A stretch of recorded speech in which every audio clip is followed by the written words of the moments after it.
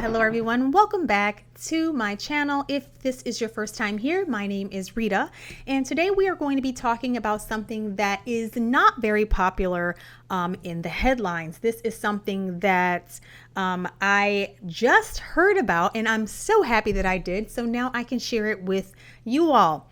So apparently, Joe Biden is planning on handing over U.S. sovereignty to the World Health Organization. That's right. Does that sound crazy? Does that sound like a conspiracy theory? It absolutely does. But is it absolutely true? It absolutely is. So according to Liberty Counsel, and I also looked at the actual letter that the Biden administration sent to the World Health Organization, but we're going to get to that in a second. And so Biden's amendments hand U.S. sovereignty to the WHO. According to Liberty Counsel, this article was written on May 12th, 2022. The article goes on to say the Biden administration is setting the stage to hand ultimate control of America's healthcare system and U.S. national sovereignty over to the World Health Organization. On May 22nd through the 28th of this year, the 75th World Health Assembly will convene at United Nations headquarters in Geneva, Switzerland, with delegates from 194 nations to vote on the Biden administration's proposed amendments to the international health regulations that will hand over national sovereignty and authority to the WHO. Now, the IHR, or the International Health Regulations, is something that was created back in 1969, supposedly a joint effort with all of the nation states of the UN to try to help mitigate or try to help keep a handle on global pandemics. Of course, I'm sure that's why they instituted this whole thing. But apparently, according to the CDC's website, the International Health Regulation is legally binding. It is a legally binding thing. So anything that goes on, anything that these nations sign onto is legally binding.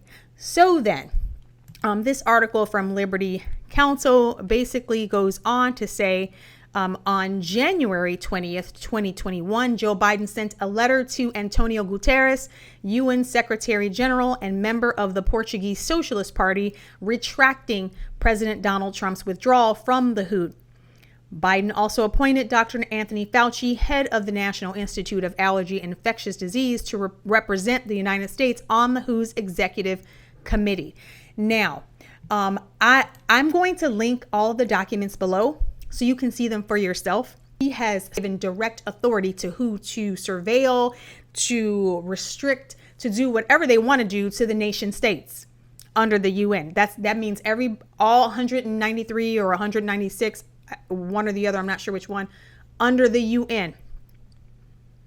Biden, in his letter, in his updates, so he has amended, and I won't go through this whole thing because you know how these policy type papers can look. But here, just to give you a little preview, right here, you see how it says, so number 1 there at the top, and then so this is Article 5, surveillance. Yes, they have been doing this surveillance for a long time. See, this is what happens when governments have all these mini departments doing who knows what. This is what happens when there's no accountability, there's no oversight, no proper oversight. All these government arms just go rogue. This is how you get dictatorships. All these little government agencies who claim to be doing X, Y, and Z are really doing stuff like this behind the people's back. So basically, this submission from the Biden administration back in April of this year changes the Article 5 on here, basically saying that WHO will develop early warning criteria for assessing and progressively updating the national, regional, or global risk posed by an event of unknown causes or sources, and shall convene or shall convey this risk assessment to states parties in accordance with Article 11 and 45 where appropriate, yada, yada, yada. So they're giving WHO the authority to be able to declare state of emergencies in nations. So they're giving them authority over the nations. So back to this article. These proposed amendments are written to strengthen the organization's ability to unilaterally intervene into the affairs of nations merely suspected of having a health emergency of possible concern to other nations. If these amendments are approved, the WHO will have the power to declare an international health emergency, nullifying the powers of nation states. The U.S. amendments delete a critical existing restriction in the regulations. The one they scratched out, one of the things they scratched out is saying, who shall consult with and attempt to obtain verification from the state party.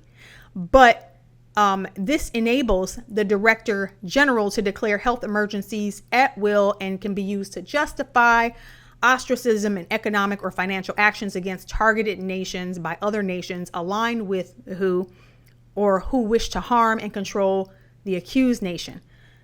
So why am I telling you all of this? Because this convention is convening on May 22nd through the 28th. So we have 4 days. Not even. We have about 3 days to reach out to our representatives. I don't even know that the Republican representatives are aware that this is even happening. I haven't heard any of them do a press conference about this. I haven't heard anybody talking, like not anybody, but I haven't heard, mostly haven't heard mainstream anybody saying anything. I haven't heard any Republicans talking about this. Everybody has been inundated with everything that is going, that all of the other horrific things that are going within our country right now, that this is hiding in the shadows. But I thought I would bring it to the light because that's what I do. Bring these things to the light. So what I'm going to say is that, and we need to reach out to our representatives. You don't know who your representative is. I will put a link below so you can type in your zip code, whatever. You can find out who your representative is and you can send them a nice little email and say, what is this?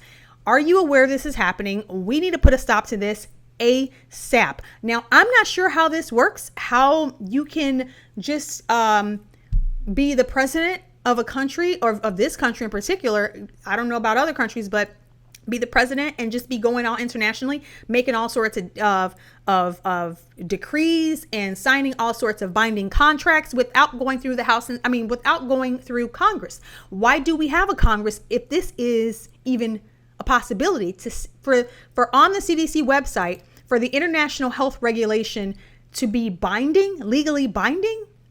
To even say that means that you are completely bypassing the people. You are completely bypassing any votes, anything. Anyway, write your representatives. Let them know because they don't seem to know that this is happening. So maybe give them a call, give them an email, let them know what's going on. I'll put the links below so you can check out all these documents for yourself. Like I said, this is not just an article on Liberty Counsel's website, which is run by 2 attorneys. This is also a letter. The letter is public.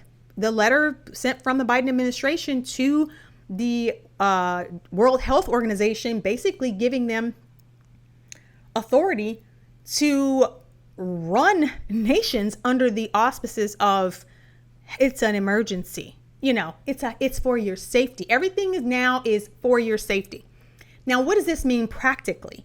What this means practically is they can mandate passports, which is actually what they're planning on doing. So this article also talks about in March 2020, the WHO pushed democratic nations to implement lockdowns, mandates, vaccine passports, digital health surveillance, etc. In fact, the WHO has developed guidance and even technical specifications for member states to adopt interoperable standards for COVID-19 vaccine passports. I talked about passports not that long ago when everybody was talking about this whole thing with Ukraine and Russia when it first started. Forbes put out an article. I'll put the video here if I can. But Forbes put out an article saying while all this stuff is going on, states are quietly rolling out vaccine passports. I still haven't heard anybody talking about it, but here we are again. So labeled interim guidance is what they labeled these vaccine passports. The WHO's latest release pushes new digital vaccine passports to be used on a global scale. See? The WHO openly states these personalized digital documents could be extended to capture vaccine status to protect against other diseases and may be used for continuity of care or as proof of vaccination for purposes other than healthcare. Oh, what could that be? Oh, such as employment, university, education, and international travel. So see, there you go. So there you have it. They're coming. The passports are coming. But in the meantime, we need to reach out to our representatives and make sure that they are on top of this, and that I would like to hear these Republicans, I would like to hear them stop talking about all this other stuff and stop showboating. And it's nice that they stand up before the committee and they stand up before the, Madam Speaker, and they do their whole show and everybody gets excited and gives them a nice applause. Yo, you did a good job. But that's all fine and great. But what I want to see is this right here stopped. That's what I want to see. I want to not have the WHO take over our country, because if you can claim everything is a medical emergency, you can say that for just about anything. You can lock people up for however long you want and say, oh, it's for your safety, because that's really where this is going at the end of the day. This is what's happening.